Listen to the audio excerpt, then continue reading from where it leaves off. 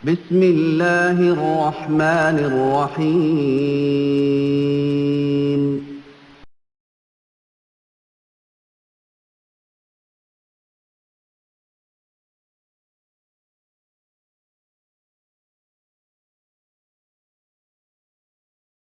بھائیوں،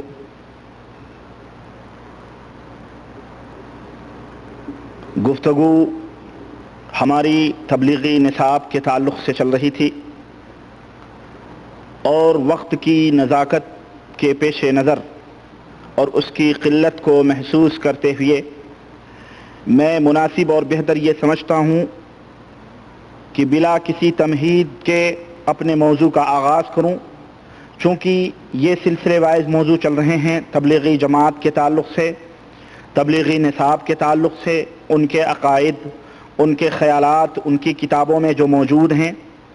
میں آپ حضرات کے سامنے تبلیغی نصاب جسے گھر گھر مسجد کے اندر تقسیم کیا جاتا ہے اور صبح و شام قرآن و سنت کے درس کے بجائے اس کتاب کو منزل من اللہ سمجھ کر کے اس کی تلاوت کی جاتی ہے اور اسے جزء ایمان سمجھا جاتا ہے، میں نے وعدہ کیا تھا کہ میں ترتیب کے ساتھ اس کتاب کے مختصر نمونے جو ایمان شکن نمونے ہیں، مسلمانوں کے ایمان اور عقیدوں کو بگاڑنے والے نمونے ہیں، مسائل نہیں، وضو، نماز یہ وغیرہ نہیں، بلکہ ڈائریکٹلی طور پر قرآن اور سنت کے مخالف مضامین ہیں، باتیں ہیں، میں بالترتیب انہیں آپ حضرات کے سامنے بیان کروں، یہ میرا وعدہ تھا۔ چنانچہ ایسا بھی ہو سکتا تھا کہ میں کوئی بات فضائل نماز کی لے لوں، کوئی بات فضائل تبلیغ کی لے لوں، کوئی بات فضائل صدقات کی لے لوں، لیکن میں نے مناسب سمجھا تاکہ آپ حضرات کے اوپر یہ چیز محفوظ رہے اور بالترتیب وہ چیز چلتی رہے اور آپ حضرات اچھی طرح سے اس کو سمجھنے کی کوشش کریں۔ چنانچہ مختصر سی باتیں فضائل حکایات صحابہ جو ہے اس تعلق سے میں نے پچھلے لیکچروں میں بیان کر دیا ہے، تھوڑی سی جھلک دے دی ہے۔ میں اس کے بعد فضائل نماز سے شروع کرتا ہوں۔ فضائل نماز کی بھی ایک دو باتیں میں نے گزشتہ پروگرام میں آپ کے سامنے رکھی تبلیغی نصاب کے حوالے سے کہ اس کے اندر کس طرح سے شرکیہ عقیدے اور کس طرح سے اسلام اور عقیدے کو، ایمان اور عقیدے کو توڑنے والی باتیں موجود ہیں۔ آئیے میں اگلے مرحلے میں قدم رکھتے ہوئے فضائل نماز ہی سے یہ بات میں آپ حضرات کے سامنے پہنچانا چاہتا ہوں، اور آج کی مجلس میں فضائل نماز، فضائل ذکر کے تعلق سے کچھ واقعات اور کچھ حضرت شیخ الدیوبندیہ اور جناب زکریا صاحب کی لکھی ہوئی جو کتاب ہے اس کتاب کے حوالے سے میں کچھ باتیں پہنچانا چاہتا ہوں۔ ایک بات قابل توجہ ہے اور وہ آپ حضرات اپنے ذہن میں رکھیں، اور وہ بات یہ ہے کہ میرے سامنے جو کتاب ہے، جس کتاب کا میں آپ کے سامنے حوالہ دے رہا ہوں، یہ کتاب فضائل اعمال ہے جو ادارہ اشاعت دینیات پرائیویٹ لمیٹڈ، جھا ہاؤس، حضرت نظام الدین، دلی، نمبر 13، انڈیا کی چھپی ہوئی ہے۔ سمجھ رہے ہیں؟ میں ایک کتاب کو اپنی تقریر کا موضوع بنا رہا ہوں۔ یہ کتاب چونکہ ہندو پاک کے اندر، بنگلہ دیش کے اندر مختلف پریسوں میں چھپی ہوئی ہے اور مختلف پریسوں والوں نے اس کو چھپا کے تقسیم کیا ہے، ممکن ہے کہ صفحات دوسرے پریسوں کے حساب سے تھوڑے مختلف ہوں، اس لیے براہ کرم اگر کوئی صاحب کس کے پاس یہ نسخہ اس پریس کا چھپا ہوا نہ ہو اور یا وہ حوالہ کسی دوسرے پریس کے چھپے ہوئے کتاب میں دیکھنا چاہتے ہیں تو اس میں دیکھیں، آگے پیچھے ایک دو صفحہ ادھر سے ادھر ممکن ہے وہیں کہیں وہ باتیں مل سکتی ہیں۔ ایسا نہ ہو کہ ہم جس کتاب کا، جس پریس کا حوالہ دے رہے ہیں جہاں سے یہ کتاب چھپی ہوئی ہے، اور آپ پاکستانی مطبوعہ میں دیکھیں یا ہندوستان کے کسی اور پریس والے کے اس میں دیکھیں اور کہیں جناب علی یہ دیکھیں وہ ربانی جھوٹ بول رہا ہے، کیونکہ صفحہ انہوں نے یہ بتلایا اور صفحہ اس کتاب کے اندر کوئی اور ہے، ہرگز نہیں۔ ہاں، بلکہ میں پہلے سے اس کی وضاحت کر دینا چاہتا ہوں کہ حوالہ آپ ایک دو صفحہ ادھر سے ادھر دیکھ لیں، بہرحال باتیں لفظاً بلفظاً وہی چیزیں اس کے اندر موجود ہوں گی۔ اور چوتھی ایک بات اور ہے کہ انشاءاللہ تبارک و تعالی جیسے کہ عام لوگوں کا اکثر ہم نے پڑھی ہیں کتابیں ردود ایک دوسرے کے اوپر، ہم نے دیکھی ہیں کہ جناب علی اس میں قطر بیوت کرتے ہیں۔ الحمدللہ انشاءاللہ تعالی وہ کتاب اور وہ صفحہ وہ پورا میں قطر بیوت کرنے کا عادی نہیں ہوں، بلکہ میرا اس سے مقصد یہ ہے تاکہ ہمارے وہ بھولے بھالے مسلمان جو کتاب و سنت سے الگ ہو کر کے، قرآن اور سنت سے ہٹ کر کے، چاہے شعوری طور پر یا غیر شعوری طور پر انہیں ہٹایا گیا ہے اور وہ شخصیتوں کی لکھی ہوئی کتابوں کے پیچھے اور ان کے عقیدوں کے پیچھے چل رہے ہیں، ہم یہ چاہتے ہیں کہ اگر چلنا ہے تو ذات خداوندی کے قرآن کے اوپر چلو، اور چلنا ہے تو اس نبی رحمت صلی اللہ علیہ وسلم اور اس شخصیت کے پیچھے چلو جو معصوم عن الخطا ہے، جو معصوم عن الخطا ہے، جن کے اطاعت اور فرمانبرداری کا حکم اللہ وحدہ لا شریک نے دیا، اور جن کے بارے میں اللہ نے فرمایا کہ وہ جس بات کا تمہیں حکم دیں اسے لے لو، اور جس بات سے وہ تمہیں منع کریں اس سے تم رک جاؤ۔ وہ شخصیت معصوم ہے، اور اسی شخصیت کی اتباع، پیروی، اطاعت، اور اس کی ہر بات ہمارے لیے قابل اتباع اور واجب ہے ہمارے لیے۔ ان کے علاوہ جتنے لوگ ہیں ان کی باتیں لی بھی جا سکتی ہیں اور ان کی باتیں رد بھی کی جا سکتی ہیں۔ تو غرض کہنے کا مطلب یہ ہے، ہمارا مقصد یہ ہے کہ لوگوں کسی بھی بڑے سے بڑے شخصیت، بڑی سے بڑی شخصیت کی بات ہو، علامہ کی بات ہو، مفتی کی بات ہو، اللہ کے لیے ان باتوں کو قرآن و حدیث کے اوپر پیش کرو۔ اگر وہ باتیں قرآن و سنت کے اندر موجود ہیں سر آنکھوں کے اوپر رکھ لو، اور اگر وہ قرآن و حدیث کے اندر موجود نہیں ہیں تو خامخواہ ان کے زہد و تقوی کے حوالے نہ دو، ان کے پرہیزگاری اور ان کی نمازوں کے حوالے نہ دو، ان کی عبادتوں کے حوالے ہمیں نہ دو۔ کیوں؟ اگر وہ کوئی شخص آسمان میں اڑنے والا ہی کیوں نہ ہو اور اپنے آپ کو ولایت کے آسمان کے اوپر دعوے کرتا ہو کہ میں پہنچا ہوا ہوں، اور اسی طرح سے وہ احسان اور جو صوفیوں کے اپنے مراتب ہیں وہ دعویٰ کرے کہ ہم وہاں پہنچے ہوئے ہوں، اگر اس کا عمل قرآن و سنت کے خلاف ہے تو اس کی وہ باتیں اگر قرآن و سنت کے خلاف ہیں تو وہ ہمارے جوتے کی نوک پہ ہوں گی، ہمارے بوٹ کی نوک پہ وہ باتیں ہوتی ہیں، ہمارے نزدیک وہ باتیں حجت اور دلیل نہیں ہوتی ہیں۔ یہ ہمارا ایمان اور عقیدہ ہے۔ غرض آئیے، میں نے کہا بلا کسی تمہید کے، بہرحال اتنی بات بتلانا ضروری تھی آپ حضرات کو۔ آئیے میں اس کتاب کے حوالے سے چند باتیں آپ کے سامنے رکھتے ہیں۔ ہمارا یہ عقیدہ ہے، اور ہمارا ہی نہیں بلکہ ہر مومن مسلمان کا جو اللہ اور اس کے رسول صلی اللہ علیہ وسلم کے اوپر ایمان اور عقیدہ رکھتا ہے، آخرت کے اوپر ایمان عقیدہ رکھتا ہے، ہر مومن کا یہ عقیدہ ہے کہ اللہ سے بھول چوک نہیں ہو سکتی ہے یا نہیں ہے یہ عقیدہ؟ اللہ سے بھول چوک نہیں ہو سکتی، یہاں تک کہ فرشتے بھی اللہ کے حکم کی نافرمانی ہرگز نہیں کرتے، نہ فرشتے اللہ تعالیٰ کی نافرمانی کرتے ہیں۔ چنانچہ اللہ وحدہ لا شریک نے ارشاد فرمایا وَلِكُلِّ أُمَّةٍ أَجَلٌ فَإِذَا جَاءَ أَجَلُهُمْ لَا يَسْتَأْخِرُونَ سَاعَةً وَلَا يَتَقَدَّمُونَ۔ سورہ اعراف آیت نمبر 34، اللہ تعالیٰ نے فرمایا کہ ہر قوم کا ایک وقت مقرر ہے، ہر قوم کا ایک وقت مقرر، یعنی ان کی موت کا ایک وقت مقرر ہے۔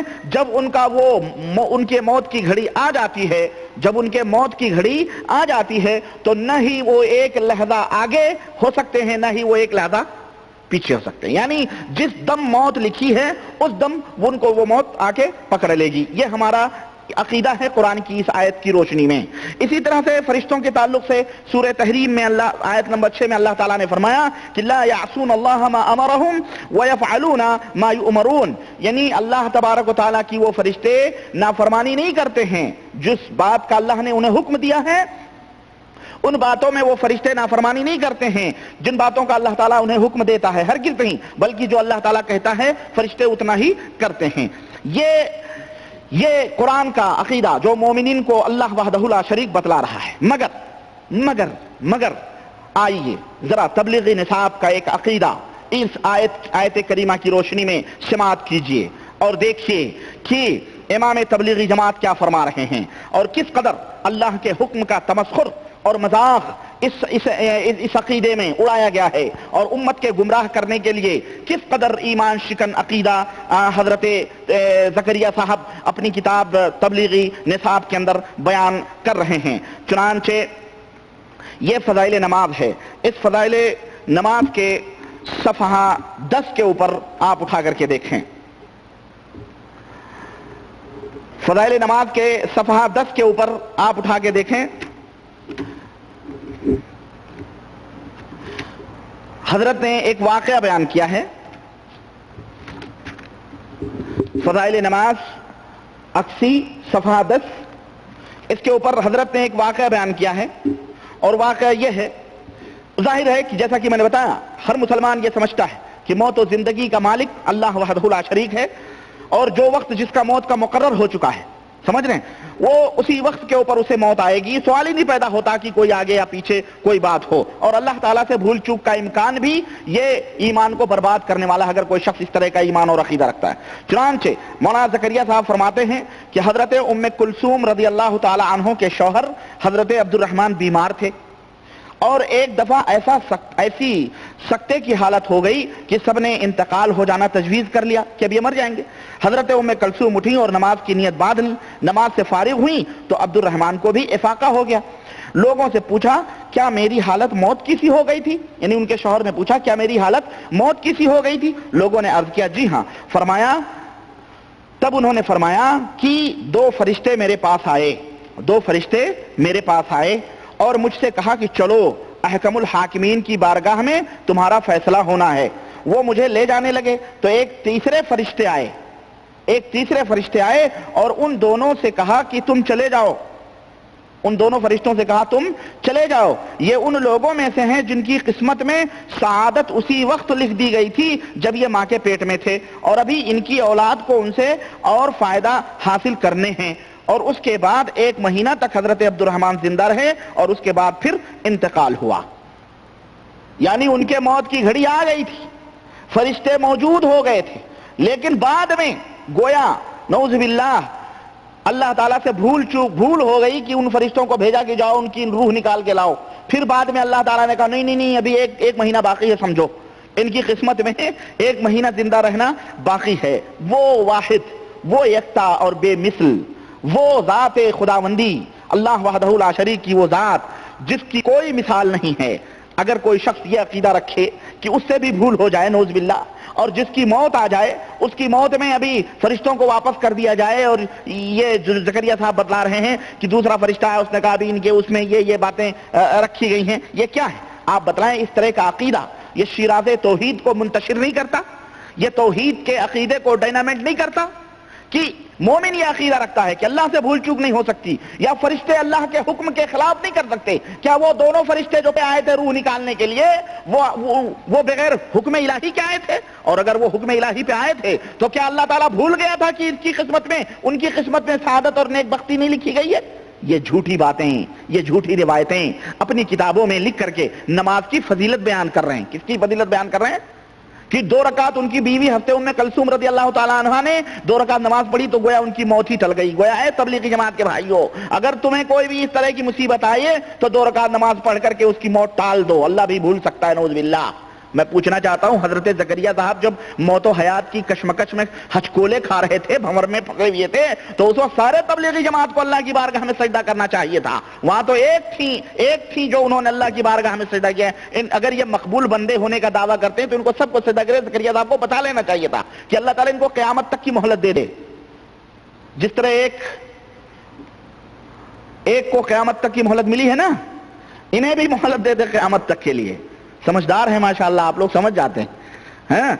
لیکن اگر زکریا صاحب کو میں کہنا چاہتا ہوں کہ اگر توبہ کرنے کی توفیق ہوئی ہوگی تو ٹھیک ہے، نہیں تو اس عقیدے کی بنیاد پر اللہ ہی خیر کرے کہ ان کا کیا حشر ہوگا، اس عقیدے کی بنیاد پر۔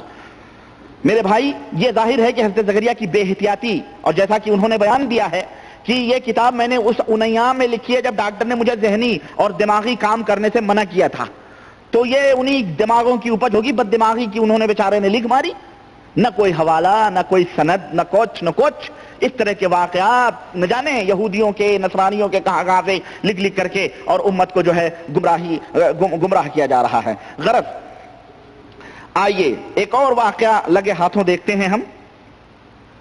ہر مسلمان، ہم اور آپ اس بات کا عقیدہ رکھتے ہیں کہ ہے ذرا تھوڑا معاشرتی مسئلہ ہے، فیملی پلاننگ کے تعلق سے ہے۔ حضرت زکریا صاحب نے باقاعدہ فیملی پلاننگ کے جواز کا ثبوت دیا، اشاروں میں بہت ساری باتیں کہہ گئے۔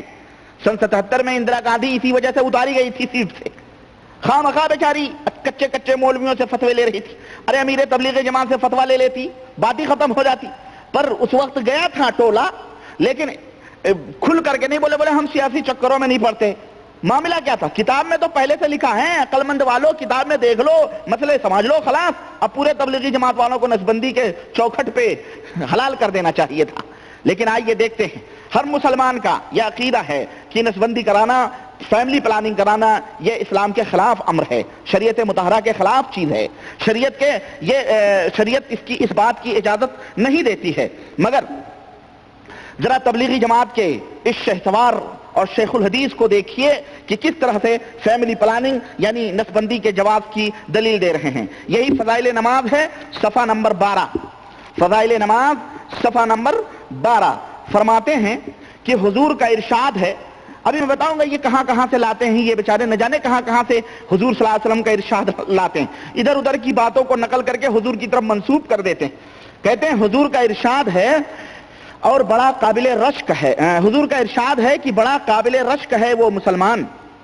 حضور کا ارشاد ہے کہ بڑا قابل رشک ہے وہ مسلمان جو ہلکا پھلکا ہو, جو ہلکا پھلکا ہو. بریکٹ میں حضرت شیخ الحدیث اپنی سمجھدانی, حدیث کی سمجھ, مجھے یاد آتی ہے اس بیہودے کی باتیں جو سید واہیات غازی پور کا ہے, جو کسی واڑیات کی بستی کا, واڑیات اس کے بستی کا نام ہے, اس کو میں واہیات کہتا ہوں.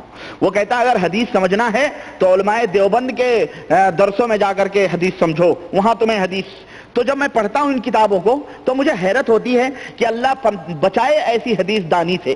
بریکٹ میں حضرت زکریا صاحب لکھتے ہیں یعنی اہل و عیال کا زیادہ بوجھ نہ ہو, ہلکا پھلکا یعنی اہل و عیال کا زیادہ بوجھ نہ ہو, نماز سے وافر حصہ اس کو ملا ہو. یہ آدمی بڑا قابل رشک ہے جو مسلمان ہلکا پھلکا ہو, یعنی اہل و عیال کا زیادہ بوجھ نہ ہو, نماز سے وافر حصہ اس کو ملا ہو, روزی صرف گزارے کے قابل ہو, جس پر صبر کر کے عمر گزار دے, اللہ کی عبادت اچھی طرح کرتا ہو, گمنامی میں پڑا ہو, جلدی سے مر جائے.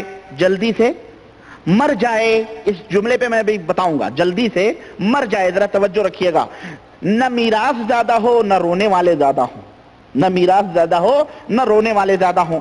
میں نے سوچا اللہ اکبر, اللہ کے رسول صلی اللہ علیہ وسلم کی خدمت میں ابو داؤد کے حوالے سے باب التزویج فی الابکار, ابو داؤد کے حوالے سے میں بتاؤں, ایک نوجوان آیا, اس نے کہا اللہ کے رسول صلی اللہ علیہ وسلم فلاں عورت ہے, بڑی حسین اور خوبصورت ہے, میں اس سے شادی کرنا چاہتا ہوں, صرف ایک عیب ہے اور وہ یہ ہے کہ اس کو بچے نہیں ہوتے ہیں. ہاں, اللہ کے رسول صلی اللہ علیہ وسلم نے فرمایا اس سے شادی نہ کرو. پھر آیا, پھر پوچھا, اللہ کے نبی نے فرمایا مت شادی کرو.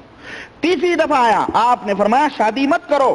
ثم اتاه الثالثة فقال تزوجوا الودود الولود فإني مكاثر بكم الأمم. تیسری دفعہ اللہ کے رسول صلی اللہ علیہ وسلم نے فرمایا کہ بندے ایسی عورت سے شادی کرو جو زیادہ سے زیادہ پیار کرنے والی ہو, پیار دینے والی ہو, اور زیادہ سے زیادہ بچے پیدا کرنے والی ہو, زیادہ سے زیادہ بچے پیدا کرنے والی ہو. اس لیے کہ میں قیامت کے دن اپنی امت, تمام امتوں کے اوپر میں فخر کروں گا اور اللہ تعالیٰ سے بیان کروں گا, اے پاک پروردگار یہ میری امت ہے, میں اپنی کثرت دیکھ کر کے میں اپنے رب کے سامنے ذکر کروں گا. میں حیرت میں پڑ گیا. یہ حدیث ابو داؤد کی اور صحیح حدیث, اس میں کوئی شک نہیں ہے. اس حدیث کے ہوتے ہوئے زکریا صاحب کہہ رہے ہیں زیادہ رونے پیٹنے والے نہ ہوں, ہلکا پھلکا یعنی اہل و عیال کم ہو, بال بچے کم ہو. نبی تو فرمائیں اللہ کے اور اللہ کے رسول صلی اللہ علیہ وسلم کی باتوں میں ٹکراؤ. کوئی بد دماغ یہ کہہ سکتا ہے کہ جناب علی وہ بھی تو حدیث ذکر کر رہے ہیں, لیکن ایک بات بتاؤں, اس حدیث کی انہوں نے کوئی سند نہیں بیان کی ہے. یہ حدیث کہاں ہے؟ زکریا صاحب کے اپنے دماغ کی اپج ہے یا کوئی ضعیف یا موضوع روایت ہے؟ کہاں ہے یہ حدیث؟ اور میں بتاؤں, زکریا صاحب کیا بتائیں گے؟ ہم جیسے ادنا طالب علم جو حدیث کے ہیں, جو ہم ہر حدیث کی تحقیق کرتے ہیں, ہم نے اس حدیث کو ڈھونڈا, ہم نے سوچا دل میں کہ ذرا تحقیق کر لوں. لکھنے والے نے ہو سکتا ہے الزام لگایا ہو زکریا صاحب کے اوپر کہ یہ حدیث نہیں ہے, لیکن میں نے ڈھونڈا اور دیکھا تو مجھے یہ حدیث مجھے یہ حدیث ان کتابوں میں ملی جن کتابوں کو محدثین نے ضعیف اور موضوع روایتوں سے بھرا ہوا ہے. یہ موضوع اور ضعیف روایتیں ہیں، اس طرح کی حدیث ہیں. صحیح روایت چھوڑ کر کے زکریا صاحب موضوع اور ضعیف حدیث روایتیں بیان کر رہے ہیں. ہلکے پھلکے اہل و عیال والے ہوں، بال بچے کم ہوں. میں سمجھتا ہوں اب اس سے کیا بتلانا چاہتے ہیں؟ اس سے یہی بتلانا چاہتے ہیں کہ زیادہ بچے ہونا یہ عیب ہے، اللہ خوش بختی کی نشانی نہیں ہے، یا اللہ کے محبوب بندے وہ زیادہ نہیں ہوتے جن کے پاس زیادہ بچے ہوتے ہیں. تبلیغی جماعت کے بھائیوں بند کر دو. زکریا صاحب کی اس تعلیم کے اوپر جا کے گورنمنٹوں سے کہہ دو فیملی پلاننگ کرنے آئے ہیں. کروڑوں کی تعداد میں، لاکھوں کی تعداد میں دعوے کرتے ہو، گورنمنٹ تو خوش ہو جائے گی، اور اچھا بھی ہے، تعداد بھی کم رہے گی. اور اگر کبھی کچھ حادثے اس سے ہو گئے، اللہ نہ کرے کچھ ہو گئے، ادھر ادھر ختم ہو گئے، تو سمجھو آبادی ہی کم ہوگی ہمارے ہندوستان پاکستان کی، جس سے لوگ کمریں ٹیڑھی کیے ہوئے گورنمنٹ کی آبادی بڑھ رہی ہے. اور ہمارے حکومتوں کو تو ان باتوں کو ان کتابوں سے نکال کر کے باقاعدے تبلیغی جماعت والوں کو ترغیب دینی چاہیے، چلو نسبندی کراؤ، کیونکہ بڑے خوش ہیں، کیونکہ قابل رشک ہے وہ مسلمان، قابل رشک ہے وہ مسلمان جو فیملی پلاننگ کرا لے، نعوذ باللہ، اہل و عیال میں ہلکا حکم ہو. میرے بھائی، میرے عزیز، یہ تعلیم ہے.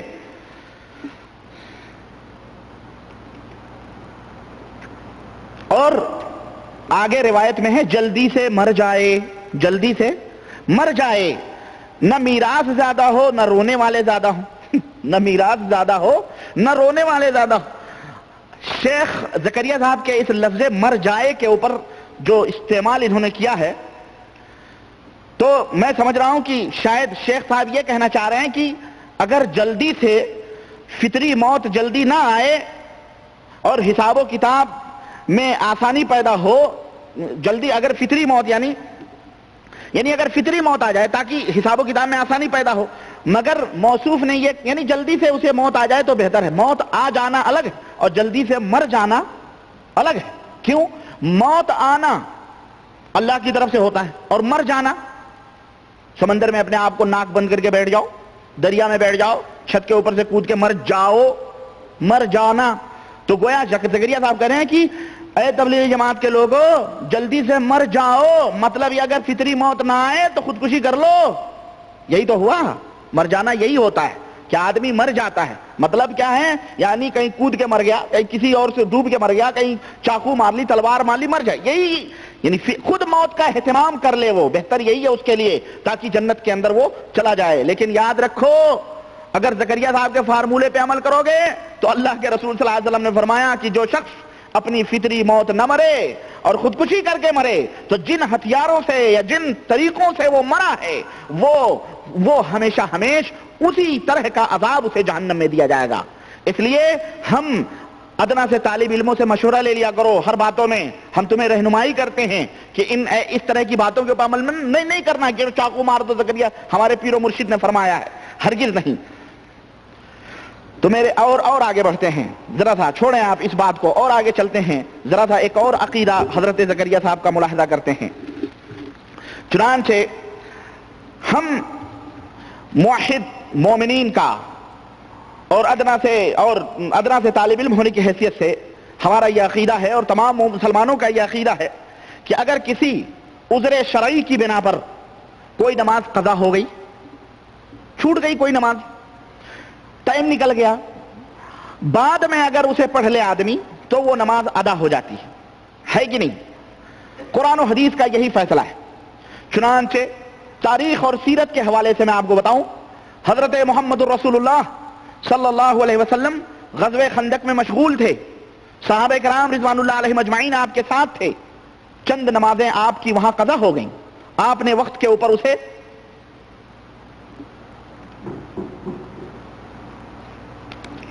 کون سی کتاب اور صفحہ نمبر بتانا اچھا ہوگا کہ ہلکا پھلکا واز ہو، ہلکا پھلکا پریوار ہو.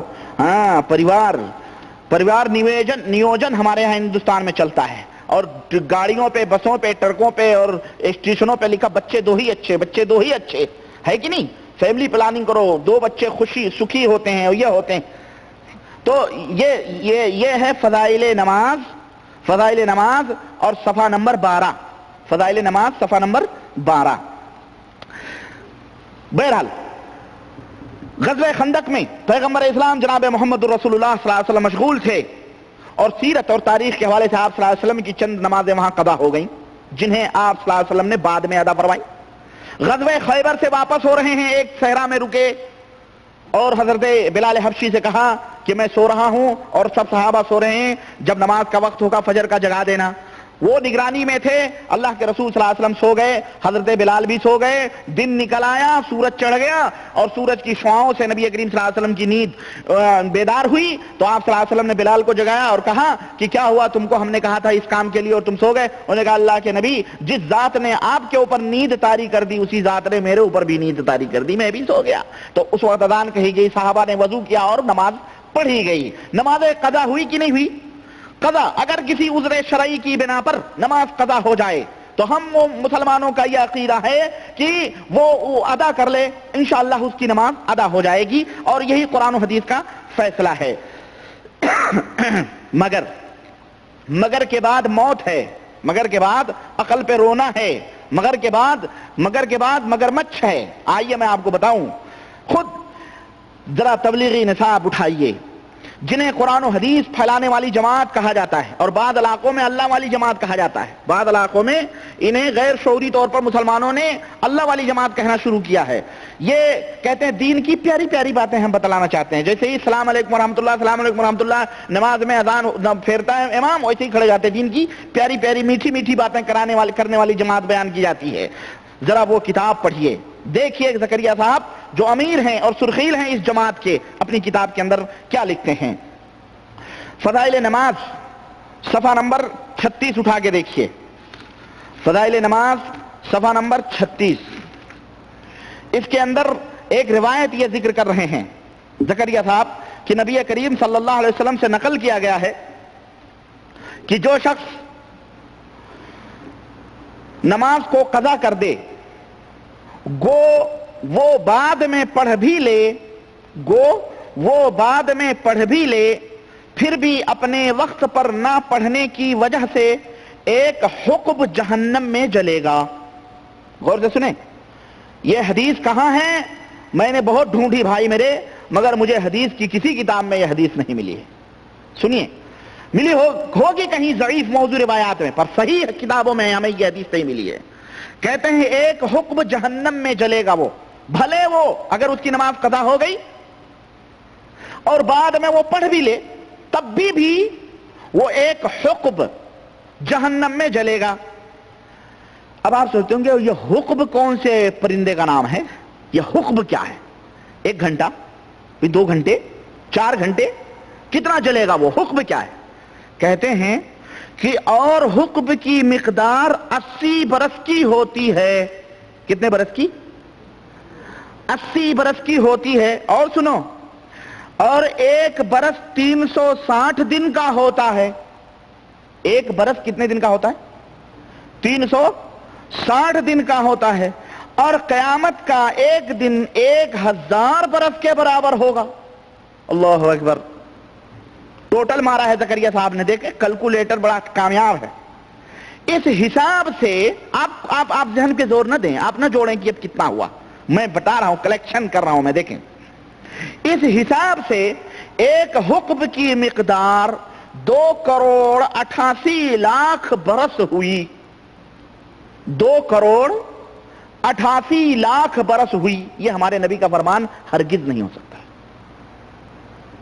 سمجھ آئیے آپ کو, یہ ہمارے نبی کی بات نہیں ہے. زکریا صاحب کہہ رہے ہیں کہ جو شخص نماز جس کی قضا ہو گئی بعد میں وہ پڑھ بھی لے, تب بھی وہ ایک حقب جہنم میں جلے گا. اور ایک حقب 2,88,00,000 برس کی ہوئی. یہ تبلیغی جماعت والوں کا جہنم ہے. کن کا؟ ہاں, یہ تبلیغی جماعت والوں کا بنایا ہوا اپنا جہنم ہے مخصوص. یہ اللہ کے نبی صلی اللہ علیہ وسلم کی بتائی ہوئی حدیث نہیں ہے. اب میں آپ سے آپ کی ایمانی غیرت سے پوچھنا چاہتا ہوں کہ اس حدیث کی روشنی میں ابھی جو میں نے پیغمبر اسلام جناب محمد الرسول اللہ صلی اللہ علیہ وسلم کی ان نمازوں کا ذکر کیا ہے جو غزوہ خندق کے موقع پر آپ کی چند نمازیں قضا ہوئی تھیں اور آپ نے ادا فرمائی تھیں. ادا فرمانے کے باوجود بھی نعوذ باللہ زکریا صاحب یا جماعت تبلیغ کے لوگ نبی کریم کو اپنے جہنم میں جلائیں گے. پوچھنا چاہتا ہوں آپ سے، بتائیں یہ کتنی بڑی خطرناک اور کتنی بڑی یہودیانہ گفتگو ہے. اور یہ کون لکھ رہا ہے معلوم ہے؟ یہ کوئی جاہل نہیں، یہ کوئی علم اور عقل سے پیدل آدمی نہیں ہے، بلکہ فخر الاماثل، زبدۃ الاولیاء، ہاں، اور قطب الاقطاب، فقیہ دوران، محدث اعظم حضرت شیخ الحدیث دیوبند کی، وہ فرما رہے ہیں. آپ بتائیں اس روایت کی وجہ سے کتنی شخصیتیں مجروح ہو رہی ہیں. خود پیغمبر اسلام جناب محمد رسول اللہ صلی اللہ علیہ وسلم کی شخصیت مجروح ہو رہی، اتنی ہو رہی ہے. اس روایت کی روشنی میں حضرت بلال حبشی بھی نماز قضا ہوئی تھی، وہ بھی جہنم میں جائیں گے. ابو بکر بھی جہنم میں، عمر بھی جہنم میں، عثمان بھی جہنم میں، علی بھی جہنم میں، فاتح خیبر حضرت علی ابن ابی طالب بھی جہنم میں، طلحہ زبیر بھی جہنم میں. غرض جتنے صحابہ جہاد کے لیے گئے تھے اور غزوہ خیبر کی واپسی میں رکے تھے اور ان کی نماز قضا ہوئی تھی اور انہوں نے ادا کیا تھا، زکریا صاحب انہیں جہنم میں پہنچا رہے ہیں کہ نہیں پہنچا رہے ہیں؟ اور میرا یہ عقیدہ ہے جو انہیں جہنم میں جہنمی سمجھے یا اشارے میں یا کسی بھی طرح سے جہنمی سمجھے، وہ خود جہنم میں جائے گا. وہ ایک حکم نہیں بلکہ 2,88,00,000 برس کے حکم میں جلے گا. وہ ہے کہ نہیں ہے؟ یہ میرے عزیز، میرے دوست، اور میں اپنے تبلیغی بھائیوں سے کہتا ہوں تم لال کتابیں پڑھ تم کم از کم ان باتوں کے اوپر بھی غور کر لیا کرو. لیکن مسئلہ تو یہ ہے نا، تو یہ ہے کہ کیا ہے وہ شعر مجھے آ رہا ہے، بڑا پیارا شعر، کہ تمہیں کالی گھٹاؤں کا بھی کیا ہے پہچاننا نہیں آتا. ہاں، تمہیں کالی گھٹاؤں کا بھی پہچاننا نہیں آتا، نشیمن سے دھواں اٹھتا ہے تم کہتے ہو ساون ہے. تمہیں کالی گھٹاؤں کا بھی پہچانا نہیں آیا، نشیمن سے دھواں اٹھتا ہے اور تم کہتے ہو کہ ساون ہے. یہ دھوئیں اٹھ رہے ہیں اور تم کہتے ہو کہ بڑی پیاری پیاری باتیں ہیں. یہ حدیث اور قرآن کی باتیں ہیں جو اپنے پیغمبر کو بھی جہنم. یہ کس بنیاد پہ اس بات کو زکریا صاحب نے نوٹ کیا؟ میرے عزیز، میرے دوست، میں آپ کی فہم کو سلام کرتا ہوں، دیوبند کے اس محدث کی سمجھ کو سلام کرتا ہوں جو اس قدر جرات اور اس قدر گستاخی کی پیغمبر اسلام کو بھی جہنم میں پہنچا دے اور خود کے لیے ان کے خلیفہ مرنے کے بعد دعویٰ کریں کہ ایک آواز میں نے سنی ہے کہ کہنے والے نے کہا ہاتف غیبی سے کہ زکریا کے لیے جنت کے 8 دروازے کھول دیے گئے. اس قدر کے دعوے اور پیغمبر اسلام اور صحابہ کے لیے یہ نمونے، کیا محدث کا یہی انداز ہوتا ہے؟ لیکن نہیں، میں سمجھتا ہوں کہ ان لوگوں کا یہ پیشہ ہے کہ حدیثوں کو ٹکراؤ اور اپنا مطلب نکالو. فقہ میں بھی انہوں نے حدیثوں کو ٹکرا کے امت کو گمراہ کرنے کی کوشش کی ہے اور کہا دیکھو یہ حدیثیں ٹکرا رہی ہیں، یہ حدیثیں ٹکرا رہی ہیں، ان میں اختلاف، ان میں اختلاف. تو اگر ہم میں اختلاف ہوا تو کون سی بری بات ہے؟ اختلاف و امتی رحمہ، نبی نے تو فرمایا ہے میری امت کا اختلاف رحمت ہے. اعوذ باللہ، اگر نبی کا فرمان یہ ہوتا کہ میری امت کا اختلاف رحمت ہے تو پروردگار تو یہ فرماتا ہے کہ اگر تم اختلاف کرو گے تو تمہاری ہوا اکھڑ جائے گی. پروردگار تو یہ فرماتا ہے کہ وَاعْتَصِمُوا بِحَبْلِ اللَّهِ جَمِيعًا وَلَا تَفَرَّقُوا. پروردگار تو یہ کہتا ہے کہ فرقہ نہ بنو، اختلاف نہ کرو، ٹولیاں نہ بناؤ، جماعت اور گروہ نہ بناؤ. اور اس دور کے محدثین 14 صدیقے بیچارے، ہاں، ہمارے ملکوں کے محدثین بیچارے، وہ کہتے ہیں اختلاف رحمت ہے. اختلاف کیا ہے؟ نعوذ باللہ، رحمت خیر. یہ ہے جناب علی حضرت زکریا اور تبلیغی جماعت والوں کی جہنم. اللہ تعالی ہمیں بھی محفوظ رکھے اور ہمارے نبی جناب محمد الرسول اللہ صلی اللہ علیہ وسلم کے بارے میں اس طرح کے عقیدے رکھنے والے لوگ جو اشاروں میں اشارے کر رہے ہیں. میں آپ کو بتاؤں، کوئی کھلے طور پہ نبی کریم صلی اللہ علیہ وسلم کو جہنمی نہیں کہے گا. ہاں، شیعہ بھی نبی کریم کو گالی نہیں دیتے. یہ شیعہ جو ہے نا، صحابہ کرام کو بھی کھلے طور پر، قرآن کا بھی کھلے طور پہ انکار نہیں کرتے. وہ مرزا غلام احمد قادیانی بھی کھلے طور پر ہر ایک بات نہیں کہتا ہے. بہت ساری باتیں اشاروں میں ہوتی ہیں. اشاروں میں کہہ دی جاتی ہیں، لیکن اس دور کے جو لوگ ہوتے ہیں مومنین وہ ان باتوں کو پرکھتے ہیں، جانچتے ہیں اور کہتے ہیں دیکھو یہ ہے اس سے یہ نتائج نکلتے ہیں۔ غرض آگے آئیے میں ذرا آپ کو ایک اور نمونہ دکھاتا ہوں،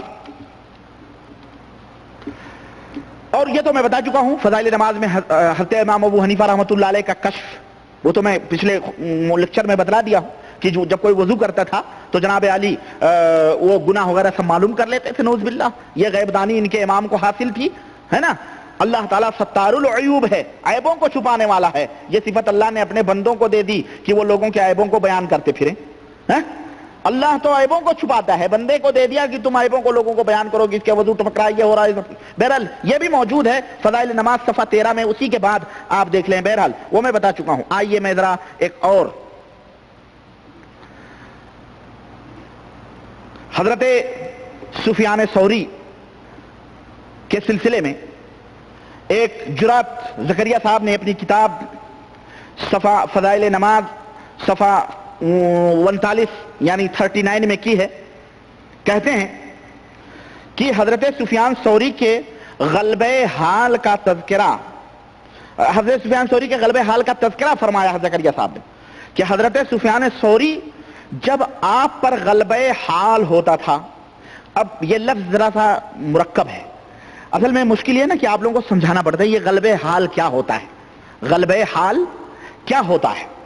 اگر آپ میری زبان میں سمجھنا چاہتے ہیں تو اس کو میں بعد میں سمجھاؤں گا، اگر آپ صوفیوں کی زبان میں سمجھنا چاہتے ہیں تو صوفیوں کی زبان میں سمجھنے کے لیے آپ ذرا سا قوالیوں کے گروپ میں بیٹھیں مزاروں کے اوپر، ہے نا، یا جہاں سما ہوتا ہے، یا جہاں پیر پگاڑے بیٹھتے ہیں، یا جہاں تعویذ اور گنڈے ہوتے ہیں، غلبہ حال وہاں آپ نمونے آپ کو سمجھ میں آ جائیں گے۔ وہ غلبہ حال، ہاں، وجد میں آنا، رقص کرنا، اور جناب علی قوالی کے تھاپ کے اوپر ناچنا، حال سے بے حال ہو جانا، حال سے بے حال ہو جانا، اسی کو صوفیوں کی زبان میں غلبہ حال کہا جاتا ہے۔ اور ربانی کی زبان میں اس کو سمجھیں گے آپ تو میری اپنی زبان میں اس کی خاص اصطلاح ہے، میں اس کو یوں نام دیتا ہوں غلبہ حال۔ غلبہ حال کا مطلب یہ ہے شیطان کے کھودنے کے اوپر کودنا، سمجھ رہے ہیں، یہ غلبہ حال ہوتا ہے۔ شیطان کھودتا ہے تو وہ اچھل کود کرتے ہیں، اس کو غلبہ حال کہا جاتا ہے۔ یہ غلبہ حال صحابہ کرام پر نہیں آیا، جن کے اوپر وہی اترتی تھی انہیں کبھی غلبہ حال نہیں ہوا۔ اس دور کے اور اس دور کے کچھ جو ان کے تذکرے، وہ غلبہ حال، اس میں کیا ہوتا ہے، اس میں غلبہ حال جب ہوتا ہے آدمی بے حال ہو جاتا ہے، مجنون ہو جاتا ہے، کپڑے نکال دیتا ہے نا۔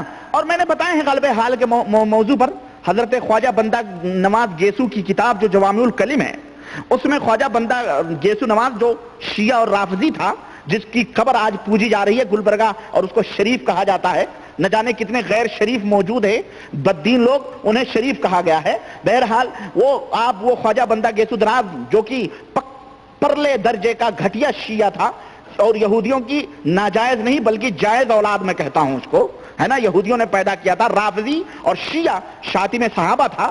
چنانچہ وہ اپنی کتاب جوامع الکلم کے اندر اردو ترجمے کے اندر اس نے لکھا ہے کہ اوحدی ایک بزرگ تھے، ان کو حال جب آتا تھا تو وہ خوبصورت لونڈوں کے اوپر کود پڑتے تھے، نعوذ باللہ۔ یہ صوفیوں کا حال ہے، اللہ ایسے حال سے ہمیں بے حال کر دے، ہم ایسے حال کے، تو یہی غلبہ حال ہے صوفیوں کا۔ انہوں نے صحابہ کو بھی نہیں چھوڑا۔ دیکھیں یہ تبلیغی جماعت کا غلبہ حال، کہہ رہے ہیں کہ غلبہ حال حضرت سفیان ثوری کے غلبہ حال کا تذکرہ کیا ہے۔ کہتے ہیں کہ جب حضرت سفیان ثوری پر غلبہ حال ہوتا تھا تو 7 روز تک آپ نہ کھاتے تھے اور نہ سوتے تھے۔ میں کہا نا شیطان وہ کھودتا ہے، تو نیند کہاں ہے، نہ نیند نینا، نہ آنکھ چینا، نہ نیند نینا، ہے نا، نہ خود ہی آئیں نہ بھیجیں پتیاں والا مسئلہ ہے یہ تو نہ کھاتے تھے اور نہ ہی سوتے تھے۔ اچھا کھاتے تھے ہی نہیں، نہ کھاتے تھے اور نہ سوتے تھے۔ اب میں پوچھنا چاہتا ہوں تبلیغی جماعت کے بھائیوں، یہ غلبہ حال شریعت کی کون سی اصطلاح ہے یہ بتلاؤ۔ تم کہتے ہو نا کہ میں دین کی تبلیغ کرنا ہے، دین دین دین دین دین، ہاں، یہ کون سا دین ہے؟ غلبہ حال ذرا ان وہابیوں کو بھی سمجھاؤ، ان وہابیوں میں کہا کرتا ہوں ہم پہ ظاہر ہے تمہارا باطن، ہم پہ ظاہر ہے تمہارا باطن، منہ نہ کھلواؤ میں وہابی ہوں، منہ نہ کھلواؤ۔ تم دوسروں کو زہد و ورع کی دھمکیاں دینا، تم دوسروں کو تقوی کی لالچ، تقوی اور اس کے جال پھیلا کے پھانسنا، تم دوسروں کو اپنے بزرگیت اور اپنی قطبیت اور ابدالیت اور ولایت کے کرشمے اور جو ہے شعبدے بازیاں دکھانا، لیکن تمہیں ہم جانتے پہچانتے ہیں۔ تمہیں رئیس امروہی کا شعر مجھے یاد آ گیا، تمہیں ہم جانتے پہچانتے ہیں، کبھی ہم سے اداکاری نہ کرنا۔ تمہیں ہم جانتے پہچانتے ہیں، ہمارے سامنے اداکاریاں نہیں چلتی، ہم جانتے ہیں اداکاری کیا ہوتی۔ ہاں تو یہ ان سے پوچھنا چاہتا ہوں میں، میرے بھائیوں تبلیغی جماعت کے، ذرا اپنے حضرت امیر سے پوچھیں یہ غلبہ حال کیا ہوتا ہے۔ آگے بڑھتے ہیں، اور میں یہ بھی پوچھنا چاہتا ہوں کہ کیا کسی صحابی پر رضی اللہ تعالی عنہ رضوان اللہ علیہم اجمعین، کیا ان صحابہ پر بھی کبھی غلبہ حال ہوا جو ولایت کے اس مقام پہ فائز تھے جن کے بارے میں پاک پروردگار نے آسمانوں سے وحیاں اتاری اور فرمایا کہ محمد الرسول اللہ والذین آمنوا معہ اشداء علی الکفار ورحماء بینہم تراہم رکعا۔ اللہ تعالیٰ نے ان کی نشانیاں بتلائیں کہ محمد صلی اللہ علیہ وسلم اللہ کے رسول ہیں، اور جو آپ کے صحابہ ہیں وہ کافروں پر گرم ہیں اور آپس میں نہایت ہی نرم ہیں۔ ان کی تعریف پروردگار نے کی جو اللہ کی بارگاہ میں رکوع اور سجدے کرتے ہیں، جن کی پیشانیوں پہ نماز کے دبے ہیں، جن کے تذکرے توریت اور زبور اور پچھلی کتابوں میں موجود ہیں، جو اس قدر مقام پہ فائز ہوں، انہیں کبھی غلبہ حال ہوا؟ کوئی بھی ایک گڑھی ہوئی روایت بتا دو کہ ابو بکر ناچے ہوں نعوذ باللہ، عمر رضی اللہ تعالیٰ عنہ ناچے ہوں، کوئی بتاؤ ہم کو۔ یہ کون سی شریعت ہے جس کی تبلیغ اور جس کی نشر و اشاعت تم کر رہے ہو؟ کہیں یہ صوفی، یہ یہودیوں برہمنوں کا دین تو نہیں ہے؟ مسلمانوں، تبلیغی جماعت کے بھائیوں، غور کرو، دیکھو، سوچو۔ آگے بڑھتے ہیں ہم۔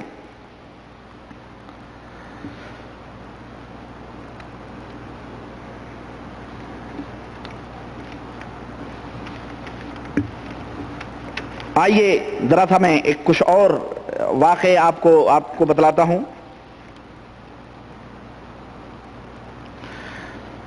ہم مسلمانوں کا یہ عقیدہ ہے کہ نماز، بہت سارے واقعات ہیں آپ، میں بہت چن چن کے میں لا رہا ہوں، چن چن کے واقعات رقم کر رہا ہوں میں والا مسئلہ ہے، یہ شعر بھی بنتے جا رہے ہیں، چن چن کے واقعات رقم کر رہا ہوں میں۔ دوسرا مصرع آپ لوگ لگائیں، مصرع طرح ہے۔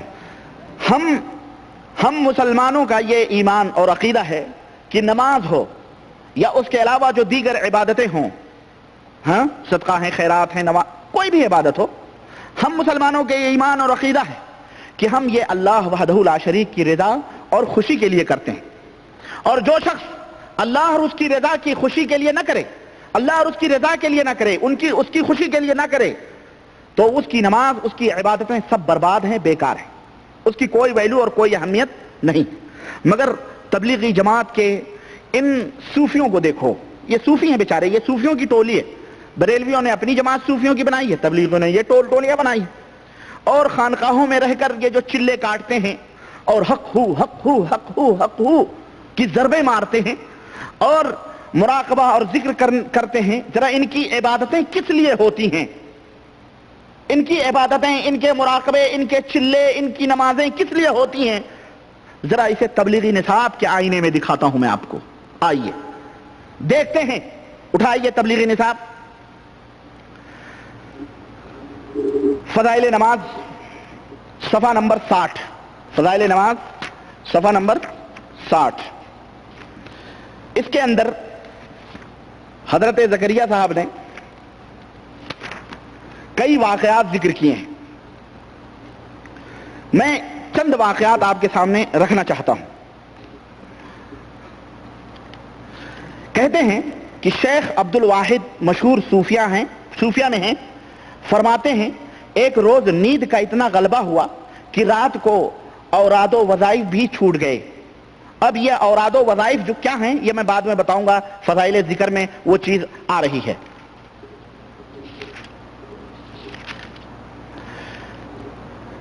اوراد و وظائف چھوٹ گئے، نیند کا غلبہ ہوا، رات کو چھوٹ گئے، خواب میں دیکھا کہ ایک نہایت ہی حسین خوبصورت، حسین پہ آپ سمجھ گئے ہوں گے کون سی چیز حسین ہو سکتی ہے، خوابوں میں بڑی حسین چیزیں آتی ہیں، ہے نہیں؟ ایک نہایت ہی حسین خوبصورت لڑکی سبز ریشمی لباس پہنے ہوئے، ماشاءاللہ تعریف دیکھیں، حسین اور خوبصورت، اور اس کے اوپر سبز لباس۔ مجھے ڈاکٹر بشیر بدر کا ایک شعر یاد آ گیا اس پہ، ہے نا؟ اس کا ایک شعر ہے کہ اس کا ایک شعر ہے ڈاکٹر بشیر بدر کا، سبز ریشمی لباس پہ مجھے یاد آیا، وہ کہتا ہے کہ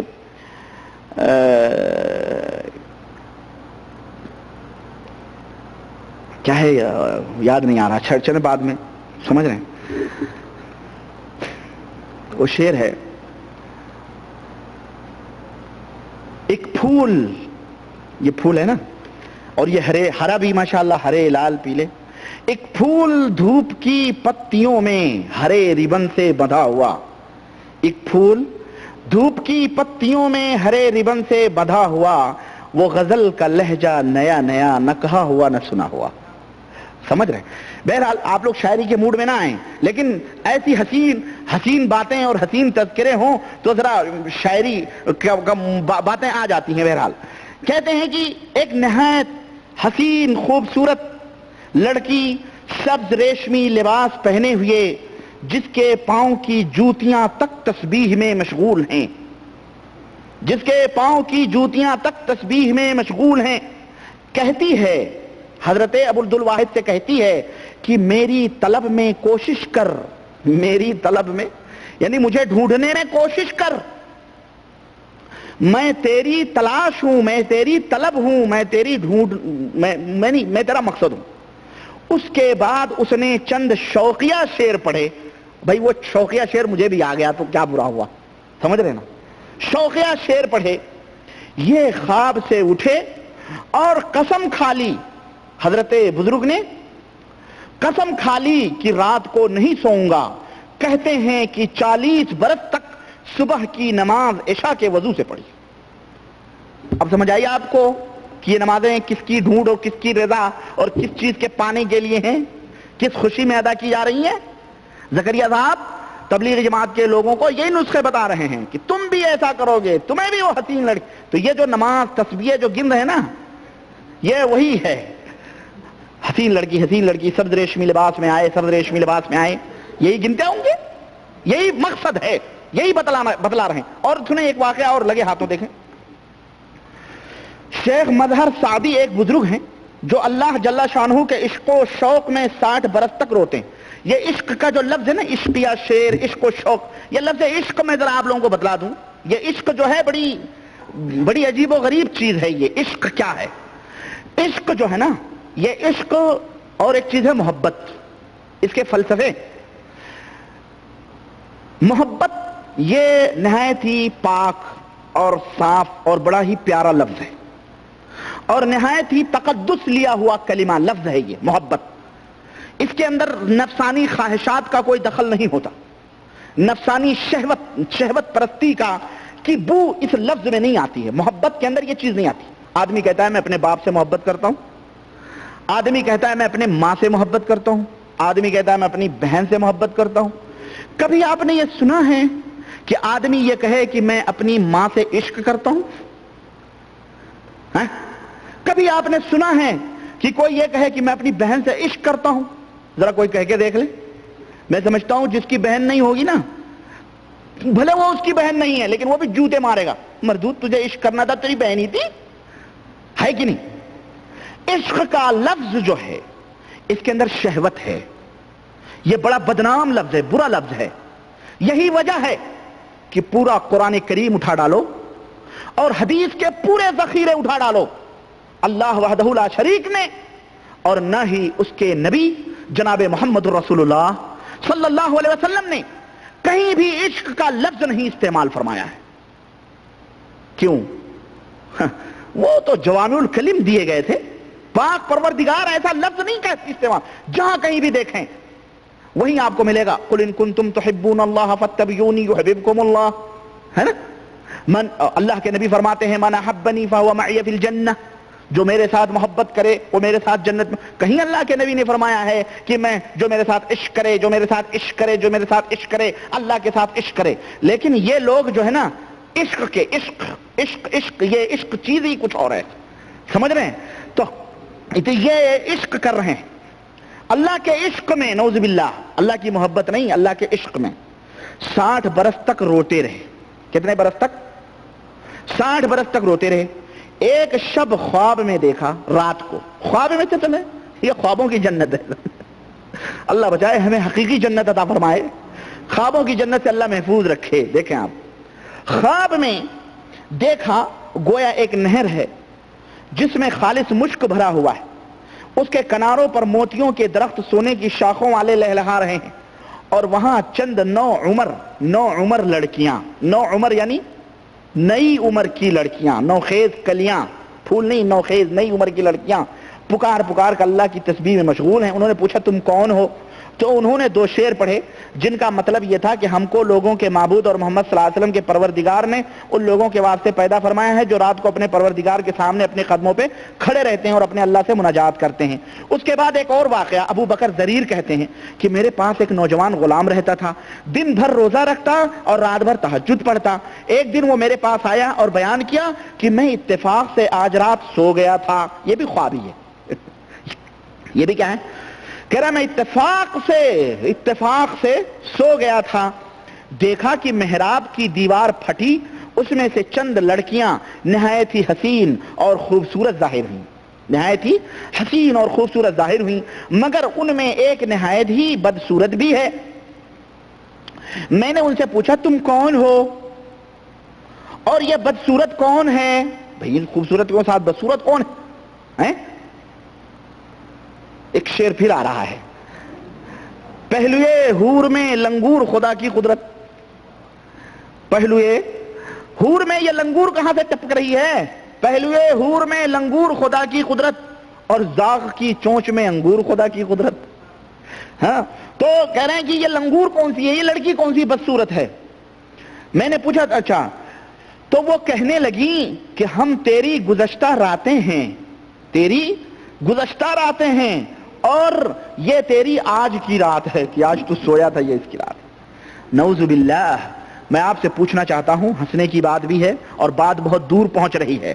پیغمبر اسلام جناب محمد الرسول اللہ صلی اللہ علیہ وسلم سوتے نہیں تھے؟ صحابہ کرام سوتے نہیں تھے؟ ان سے بھی بڑھ کر کے یہ بڑے بزرگ ہو گئے. اس کا مطلب یہ کہنا چاہتے ہیں کہ اے تبلیغی جماعت کے لوگوں, تم جو سوتے ہو تمہاری راتیں بدصورت ہیں. لیکن ہمارے نبی نے سکھلایا ہے, ہمارے نبی نے یہ بھی بتلایا ہے, ہاں ہمارے نبی نے یہ بھی بتلایا ہے کہ جو عشاء کی نماز پڑھ کے اور چند دعائیں پڑھ کے سوتا ہے اسے کیا ثواب ملتا ہے؟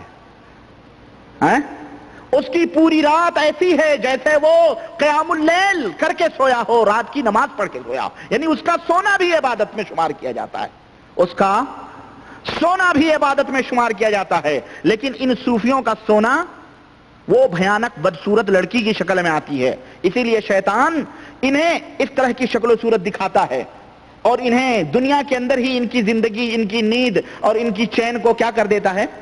برباد کر دیتا ہے. انہیں مجنون, پاگل, وہ شیطانی سب فطرت ہے. اللہ اور اس کے رسول شریعت مطہرہ کی یہ تعلیم نہیں ہے. پیغمبر اسلام جناب محمد رسول اللہ صلی اللہ علیہ وسلم کے پاس ایک ان کی صحابیہ آئیں اور انہوں نے کہا, ان سے انہوں نے نبی کریم صلی اللہ علیہ وسلم سے اپنے شوہر کی شکایت کی. بہرحال چھوڑیں, واقعہ ہے. انہوں نے شکایت کی کہ میرے شوہر رات کو میرے شوہر جو ہے رات بھر نماز پڑھتے ہیں اور دن بھر روزہ رکھتے ہیں, اللہ کے نبی صلی اللہ علیہ وسلم, اور جب میں کچھ کہتی ہوں تو مجھے مارتے ہیں, ہے نا. رات بھر نماز پڑھتے ہیں, دن بھر روزے رکھتے ہیں. تو اللہ کے نبی صلی اللہ علیہ وسلم نے کہا کہ بھئی بلاؤ ان کو بلایا گیا. تو آپ نے فرمایا کہ کیا بھائی ایسا کرتے ہو؟ انہوں نے کہا اللہ کے رسول صلی اللہ علیہ وسلم سے. انہوں نے کہا میرے شوہر مجھے بہت مارتے ہیں, نماز پڑھتی ہوں میں. اس عورت نے کہا میں نماز پڑھتی ہوں تو مارتے ہیں, روزہ رکھتی ہوں تو مارتے ہیں, جب دیکھو مارتے ہیں.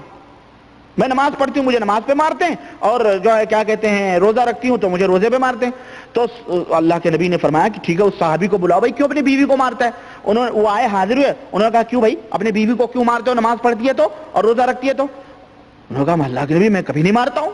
کہنے لگے یہ تو تمہارے منہ پہ کہہ رہی ہیں۔ ہاں اب وہ معاملہ سمجھ گئے، وہ اللہ کے نبی صلی اللہ علیہ وسلم میں دن بھر مزدوری کرتا ہوں، مزدور آدمی ہوں، تھکا مادہ آتا ہوں گھر پہ، اب جب میں گھر پہ آتا ہوں اور میری بھی کچھ خواہشات ہیں، کچھ ضروریات ہیں، اور رات کو میں جب سوتا ہوں تو یہ اللہ کی بندی جو ہے مصلی بچھا کے نمازیں پڑھتی ہے، اب میری ضرورت پوری کرے تو کون کرے، میں کہاں جاؤں؟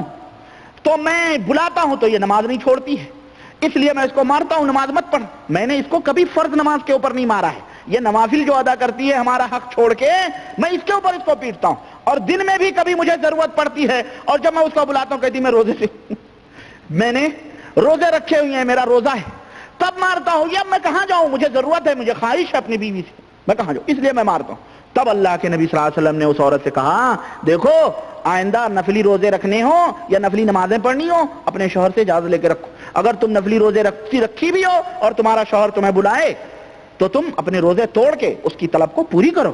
نماز پڑھ رہی ہو نفلی، تمہارا شوہر بلائے، نماز چھوڑ کے آ کے اپنے شوہر سے ملو تم، سمجھ رہے ہیں؟ تو ہمارے نبی ایک صحابی آئے، انہوں نے کہا رات بھر میں سوؤں گا ہی نہیں، اور وہ 3 صحابہ کا واقعہ، ایک نے کہا میں کبھی شادی نہیں کروں گا، ایک نے کہا میں رات بھر سوؤں گا ہی نہیں، اب تو میں نمازیں پڑھوں گا۔ تو اللہ کے نبی صلی اللہ علیہ وسلم نے کیا فرمایا تھا؟ اللہ کے نبی صلی اللہ علیہ وسلم نے فرمایا رات میں سوتا بھی ہوں، میں جاگتا بھی ہوں، میں اللہ کی عبادت بھی کرتا ہوں، میں کھاتا بھی ہوں، میں پیتا بھی ہوں، میں اپنے بیوی سے ہم بستری بھی کرتا ہوں، اور میں دنیا کے کام بھی کرتا ہوں، سب کچھ کرتا ہوں۔ وَمَن رَغِبَ عَن سُنَّتِي فَلَيْسَ مِنِّي، یہ میری سنت ہے، اور جو میری سنت سے اعراض کرے گا وہ مجھ سے۔ ایسے لوگ اللہ کے نبی میں سے نہیں ہیں جو راتوں کو دنوں کو بھی سوتے نہیں۔ آپ کی تمہاری آنکھوں کا بھی حق ہے، تمہارے بیوی بچوں کا بھی حق ہے، سب کا حق ہے، ان حقوق کو ادا کرو، یہ ہے اصل سنت، اور یہ ہے نبی کریم صلی اللہ علیہ وسلم۔ اللہ کے نبی صلی اللہ علیہ وسلم نے فرمایا کہ اس لیے کہ تم مجھ سے زیادہ اللہ سے ڈرنے والے نہیں ہو، نہیں مجھ سے زیادہ اللہ سے محبت کرنے والے ہو، میں سب سے زیادہ اللہ سے محبت رکھتا ہوں، میں سب سے زیادہ اللہ کے عذاب سے ڈرتا ہوں، اس کے باوجود بھی میں اپنے بیوی سے ہم بستری بھی کرتا ہوں، سوتا بھی ہوں، جاگتا بھی ہوں، روزہ بھی رکھتا ہوں، نہیں بھی روزہ رکھتا ہوں۔ مائی عائشہ کیا فرماتی ہیں؟ آپ جب کبھی روزے رکھتے تو رکھتے ہی رہتے، ہم سمجھتے ابھی افطاری نہیں کریں گے، اب توڑیں گے نہیں، اور جب آپ روزہ نہیں رکھتے تو ایسا لگتا کہ کبھی روزہ ہی نہیں رکھیں گے۔ تو یہ نبی کریم صلی اللہ علیہ وسلم کی سنت ہے، یہ سنت رہبان کی ہے، یہ یہودیوں کی ہے، یہ طریقے برہمنوں کے ہے۔ ننگے پنگے نکل گئے، چڈیاں پہن کے لنگوٹے، ناپاک لنگوٹی لپیٹے، آدھی پورا سب نظر آتا ہے، صرف پتلی 2 انگل کی چپی لگی ہوئی ہے، جو کیا کہتے ہیں اس کو، شترتون لگا ہوا ٹیپ، باقی سب ننگا ہے۔ یہ ان کے ہیں، نہ دنیا نہ دین نہ کچھ اللہ کی تلاش میں، اللہ کی، یہ ایشور کی بھکتی نہیں، یہ ایشور اللہ وحدہ لا شریک کی نافرمانی ہے۔ یہ تو کہہ رہے ہیں کہ جناب علی یہ اس طرح کی تعلیم دی جا رہی ہے، رہبانیت کی اس طرح سے تعلیم دی جا رہی ہے انسانوں کو کہ تم نبی کریم صلی اللہ علیہ وسلم کے جو طریقے وہ نہیں بتلائے جا رہے ہیں، یہ پتہ نہیں کہاں سے صوفیوں بزرگوں کے طریقے بتا رہے ہیں تبلیغی جماعت والوں کو کہ چلو مسلمانوں کے سامنے، تبلیغی ہی جماعت والے نہیں بلکہ یہ تو پورے مسلمانوں کے سامنے رکھتے ہیں، مسلمانوں ایسے لاہے عمل سے توبہ کرو اور ایسی چیزوں سے دور رہو۔ آئیے دیکھیں، اور یہ کہہ رہے ہیں، ایک بزرگ کہتے ہیں کہ مجھے ایک رات ایسی گہری نیند آئی کہ آنکھ ہی نہ کھل سکی، میں نے خواب میں دیکھا، پھر ہی خواب ہے، یہ دیکھیں خواب ہی خواب ہے، خواب میں دیکھا ایک ایسی نہایت حسین لڑکی ہے کہ اس جیسی میں نے عمر بھر نہیں دیکھی، اس میں سے ایسی تیز خوشبو مہک رہی تھی کہ میں نے ویسی خوشبو بھی کبھی نہیں سونگھی۔ اس نے مجھے ایک کاغذ کا پرچہ دیا جس میں 3 شعر لکھے ہوئے تھے، ان کا مطلب یہ تھا کہ تو نیند کی لذت میں مشغول ہو کر جنت کے بالا خانوں سے غافل ہو گیا۔ یہ لفظ بالا خانہ جو ہے نا بڑا بدنام لفظ ہے، یہ بالا خانہ، ہاں لیکن زکریا صاحب اس لفظ کو استعمال کر رہے ہیں، یہ دیوبند کی ادبیت ہے، یہ بھی سمجھو۔ بالا خانہ ہمارے ہاں کس کو کہتے ہیں؟ بڑے بڑے امیر عمرا بالا خانوں پہ جاتے ہیں، بھائی کس کو کہتے ہیں؟ آپ سمجھ رہے ہیں کہ نہیں سمجھ رہے ہیں؟ تشریح کرنے کی ضرورت نہیں ہے، سمجھے بالا خانے کن کے ہوتے ہیں؟ لکھنؤ کی بھٹیاروں سے پوچھیں، چکلے جس کو کہتے ہیں وہ بالا خانے کہلاتے ہیں، یہ وہی بالا خانہ کہہ رہے ہیں، بالا خانے جنت کے، نعوذ باللہ ایسا لفظ ان کو نہیں ملا، جنت کے محل نہیں ملے، یہ جنت کے بالا خانے استعمال کر رہے ہیں۔ غافل ہو گیا جہاں ہمیشہ تجھے رہنا ہے، موت بھی غرض اس طرح سے کہنے لگے کہ اپنی نیند سے اٹھ۔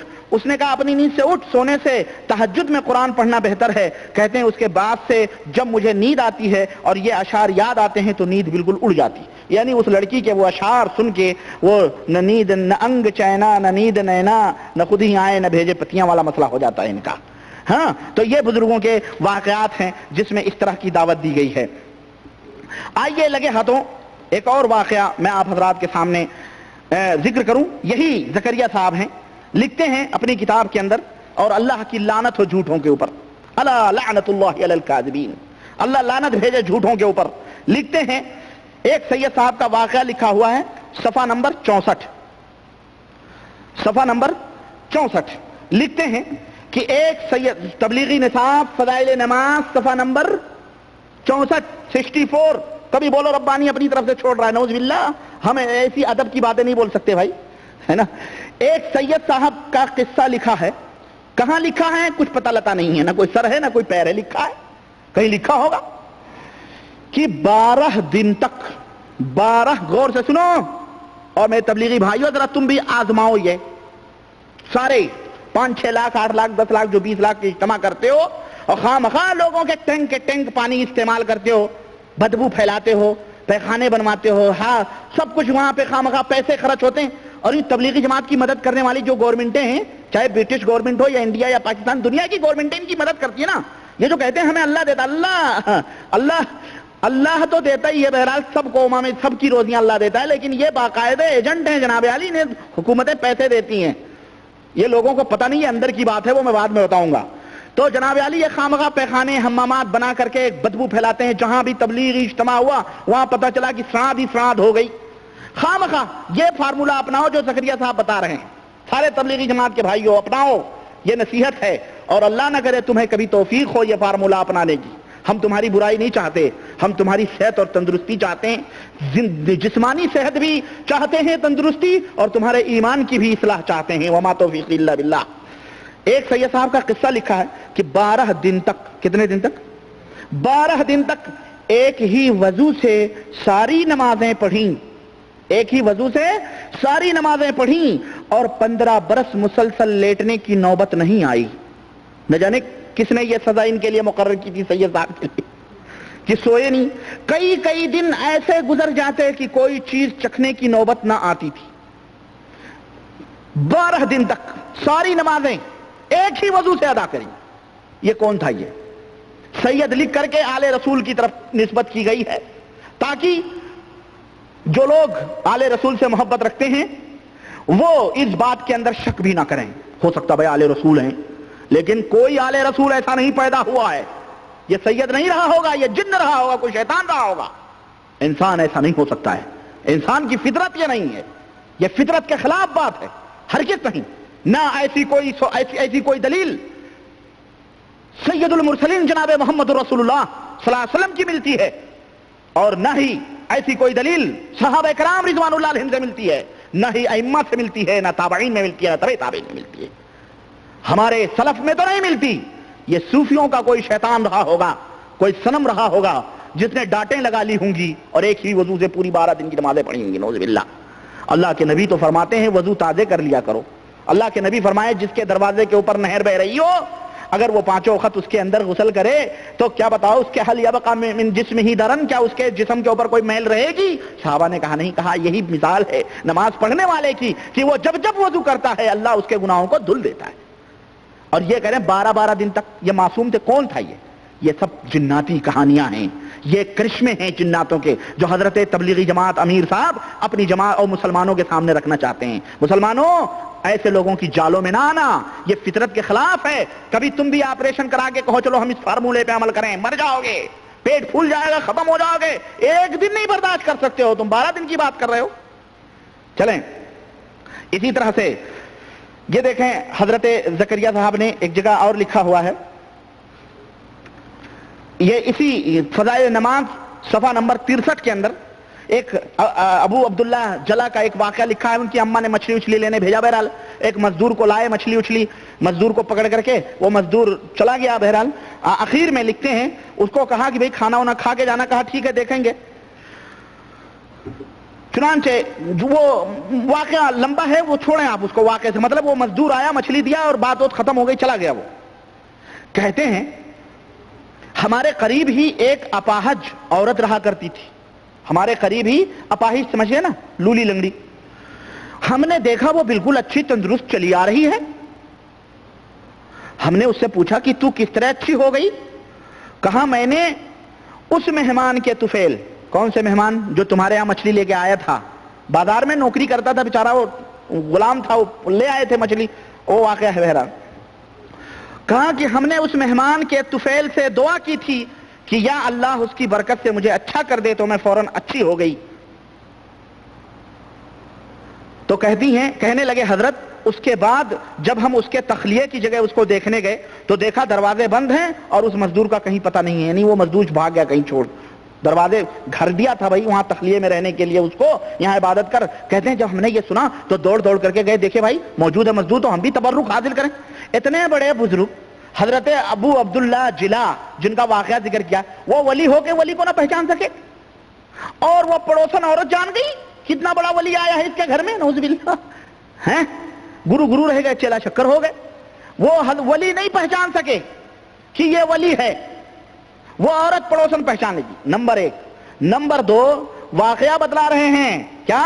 اے لوگو، اولیاء کے واسطوں سے، طفیل سے، صدقات سے، وسیلے سے تمہاری دعائیں قبول ہوتی ہیں. تم اپاہج ہو، تم فلاں ہو، تو قطب دورہ ہم ہیں، ولایت کے مقام پہ ہم فاضل ہیں، فائز ہیں. حضرت مولانا اشرف علی صاحب تھانوی ہیں، مولانا رشید احمد گنگوہی ہیں جن کی اتباع پر نجات موقوف ہے، مولانا امداد اللہ مہاجر مکی اعلیٰ حضرت ہیں، وہ حاجی مولانا محمد حسین صاحب مدنی ہیں، مولانا خلیل احمد سہارنپوری ہیں، مولانا شبیر احمد عثمانی ہیں، اور اس دور کے امیر جماعت ہیں. یہ ولی اللہ ہیں، ان کے وسیلے سے دعائیں مانگتے رہو، تمہاری نجات.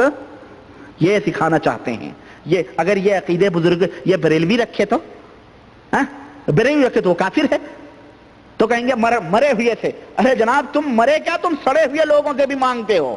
وہ میں بتاؤں گا ابھی نہیں، میں چونکہ ترتیب سے چل رہا ہوں. نماز ہے نا، نماز میں ابھی ہوں، ابھی ذکر کا تو باقی ہی ہے. تو اس طرح سے یہ عقیدے کے خلاف جو قرآن و سنت کا عقیدہ ہے اس کے خلاف یہ تعلیم دی جا رہی ہے. آئیے میں اب نماز کے تعلق سے میں اپنی بات سمیٹ کر کے ختم کرنا چاہتا ہوں، کیونکہ وقت زیادہ ہو رہا ہے اور آپ لوگ بھی ذرا بھی کچھ اٹھک بیٹھک نہیں کر رہے ہیں، تاکہ ہمیں بھی اندازہ لگے کہ جناب عالی ٹائم ختم ہو رہا ہے.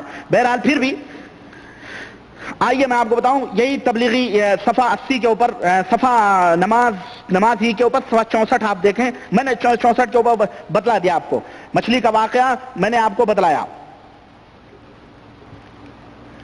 اور جناب علی یہ دیکھیں، اب صفحہ 65 کے اوپر آئیں، اسی فضائل نماز کے صفحہ 65 کے اوپر کہتے ہیں حضرت امام احمد بن حنبل، جو فقہ کے حضرت امام احمد بن حنبل رحمت اللہ علیہ ریحے بنا ہوا ہے. ریحے میں اس لیے بتا رہا ہوں، امام شافعی کے اوپر بھی ریحے بنا ہوا ہے، امام مالک کے اوپر بھی ریحے بنا ہوا، لیکن جہاں امام ابو حنیفہ رحمۃ اللہ علیہ کا ذکر آیا نا، وہاں امام اعظم ابو حنیفہ، امام اعظم رضی اللہ تعالیٰ عنہ لکھا گیا ہے.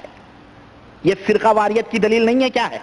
کہتے ہو تبلیغی جماعت دین اسلام کی تبلیغ کر رہی ہے، دین اسلام کی نہیں، دیوبندی فقہ حنفی کی بھی تبلیغ نہیں. کیوں؟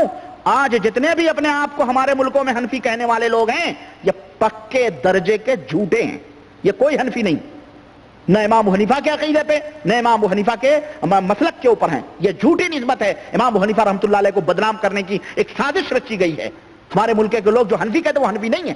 امام اعظم کا یہ مذہب نہیں تھا جو آج کل کے ہمارے ملکوں کے حنفی مانتے ہیں. بہرحال کہتے ہیں کہ جو فقہ کے مشہور امام ہیں، دن بھر مسائل میں مشغول رہنے کے باوجود دن میں 300 رکعت نفل پڑھتے تھے. اللہ اکبر، جھوٹ کی تو حد ہو گئی. حضرت شیخ الحدیث ہیں، کچھ کہتے ہوئے نہیں بن پڑ رہا ہے. ہیں شیخ دیوبند ہیں، کیا کہہ سکتے ہیں؟ دیو عامر عثمانی نے کہا تھا کسی زمانے میں، تجلی دیوبند کے ایڈیٹر ہیں، انہوں نے کہا تھا دیوبند کی تشریح کی تھی، کیا دغا کی دال ہے یاجوج کی ہے یہ اس میں. دیوبند کی شعر بنایا تھا عامر عثمانی، بہت بڑے رائٹر ہیں بھائی، دیوبندی وہ بھی تھے، دیوبند ہی کے تھے، لیکن ہمیشہ دیوبندیوں کے اینٹی لکھا، انہوں نے مخالف لکھا. تجلی مشہور ہے ان کا پرچہ نکلتا تھا. کہتے ہیں دغا کی دال ہے یاجوج کی ہے یہ اس میں، وفا فروشی کی ہے واؤ تو بدی کی بے اس میں. وفا فروشی کی ہے واؤ تو بدی کی بے اس میں، جو اس کے نون سے نعرے جہیم غلطاں ہیں، نعرے جہیم یعنی جہنم، جو اس کے نون سے نعرے جہیم غلطاں ہے تو اس کے دال سے دہقانیت یعنی جہالت، تو اس کے دال سے دہقانیت نمایاں ہے. ملے یہ لفظ تو بیچارہ دیوبند بنا، برے خمیر سے یہ شہر ناپسند بنا۔ میں حیرت میں رہ گیا، میں نے کہا یا اللہ، اتنا بڑا رائٹر، خود دیوبند شہر کا رہنے والا، اور ہمارے ایک دوست ہیں وہ بتاتے ہیں کہ دیوبند شہر میں خود اللہ کی قسم وہ بتاتے ہیں، خود دیوبند کے ہیں، کہتے ہیں کوئی بھی دیوبند کی عقیدے کا نہیں ہے۔ ہم نے کہا چراغ تلے اندھیرا، پوری دنیا میں دیوبند پھیلائی جا رہی ہے۔ ہمارا ایک کیسٹ ملی، ایک مولوی تقریر کر رہا ہے، وہ اس میں تقریر کروا رہا، وہ نعرہ لگا علماء دیوبند زندہ باد، علماء دیوبند، علماء حق زندہ باد، علماء دیوبند، علماء دیوبند۔ ہم نے کہا یہ علماء حق ہیں، یہ علماء سو اور علماء باطل ہیں جنہوں نے ایسی بدعقیدگیاں عوام الناس میں پھیلائی ہیں جس کی سعاد آج تک محسوس ہو رہی ہے، بدبو سے ہم پریشان ہیں۔ میرے عزیز، تو کہنے کا مطلب یہ ہے کہ یہ جو یہ جھوٹے لوگ ہیں، یہ حنفی نہیں ہیں، یہ جھوٹے فقہ، جنہوں نے جھوٹی فقہ تیار کی اور امام ابو حنیفہ رحمۃ اللہ علیہ جو اتنے بڑے ولی اور پرہیزگار تھے ان کی طرف انہوں نے منسوب کی، وہ کتاب و سنت کے عامل تھے، یہ کتاب و سنت کے عامل لوگ نہیں ہیں۔ بہرحال وہ ایک موضوع ہے جس کو میں اس وقت نہیں چھیڑنا چاہتا۔ احمد بن کہتے ہیں کہ 300 رکعت نماز پڑھ۔ حضرت سعید بن جبیر ایک رکعت میں، دیکھو یہ سعید بن جبیر کہتے ہیں حضرت سعید بن جبیر کوئی بزرگ ہیں، ایک رکعت میں پورا قرآن شریف ختم کر دیتے تھے۔ اللہ کے نبی صلی اللہ علیہ وسلم نے فرمایا جو 3 دن سے کم میں قرآن ختم کرے وہ سمجھو قرآن کا کچھ، وہ جاہل ہے، وہ یعنی کچھ قرآن کو اس نے کچھ پڑھا ہی نہیں ہے، اس کا حق ہی نہیں ادا کیا، اور یہاں ایک رکعت میں قرآن ختم ہو رہی ہے بھائی۔ اسی لیے ہمارے ہاں کے ملکوں میں شبینے کا انتظام ہوتا ہے، اور یہ شبینہ کیا ہے بتاؤ؟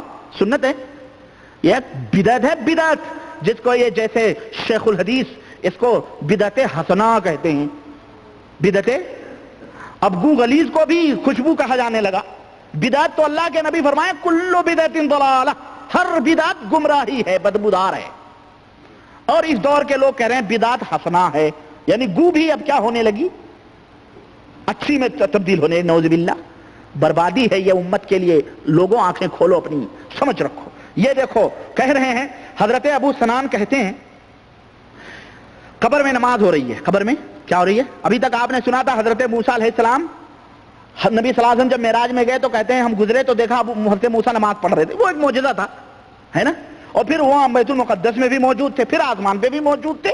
یہ ایک معجزاتی چیز تھی جو اللہ تعالیٰ اپنے نبی کو، چونکہ پوری اسراء اور معراج، پوری نماز پورا معجزہ ہے، اس لیے اللہ تعالیٰ وہ اپنے نبی کو دکھلانا چاہتا ہے۔ بہرحال وہ ان کے لیے ثابت ہے، اس لیے ہمارا ایمان اور عقیدہ ہے، لیکن ان کے علاوہ کسی کے لیے ثابت نہیں کہ اپنی قبروں میں نماز پڑھتے تھے۔ حضرت کسی زمانے میں مسجد نبوی کی دیوار گر گئی تھی تو قدم باہر آ گئے تھے، ہے نا، تو اس وقت بھی ہم نے نہیں سنا کہ حضرت عمر بن خطاب رضی اللہ عنہ اپنی قبر میں نماز پڑھ رہے ہیں، نعوذ باللہ، ایسے ہی ان کا پیر تھا، بعد میں ڈھک دیا گیا اس کو، پھر دیوار بڑھا کر کے صحیح کر دی گئی۔ تو غلط کہنے کا مطلب یہ دیکھیں، کہتے ہیں حضرت ابو سنان کہتے ہیں کہ اللہ خدا کی قسم میں ان لوگوں میں تھا جنہوں نے ثابت بنانی کو دفن کیا، دفن کرتے ہوئے لحد کی ایک اینٹ گر گئی، دفن جب کر رہے تھے تو لحد کی ایک اینٹ گر گئی، دفن کرتے ہوئے لحد کی ایک اینٹ گر گئی، اللہ ہی بہتر جانے کیسے گری، کیسے انہوں نے اینٹ لگائی تھی، بہرحال گر گئی۔ وہ لحد پتلی سی، لحد سمجھتے ہیں کس کو کہتے ہیں؟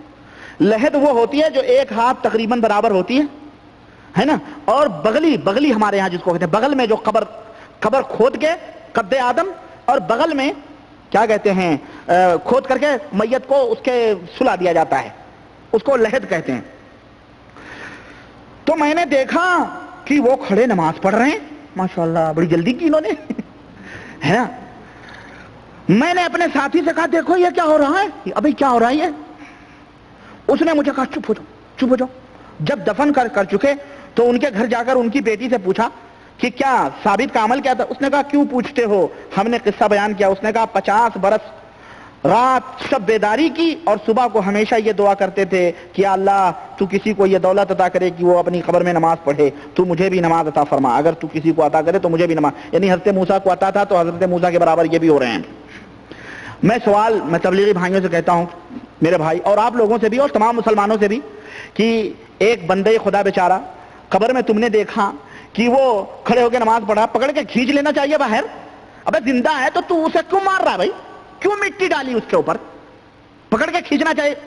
یہ قاتل ہیں، یہ لوگ قاتل ہیں جنہوں نے ان کو چھوڑا ہے کہ نہیں؟ زندہ تھے، تم دیکھ رہے ہو، سب کچھ کرو، پکڑ کے کھینچ لینا چاہیے۔ اور ذرا زکریا صاحب سے کوئی پوچھتا کہ قبر کی گہرائی بھی بتلا دیتے. حضرت کتنے لمبے چوڑے قبر کھودی گئی تھی کہ اندر کھڑ کے وہ نماز پڑھ رہے ہیں. اب تم یہ نہ کہو کہ حضرت موسیٰ کو دیکھا تھا. ہاں یہی میں کہنا چاہتا ہوں, تم اپنے بزرگوں کو نبی کے برابر نہیں بنا سکتے ہو.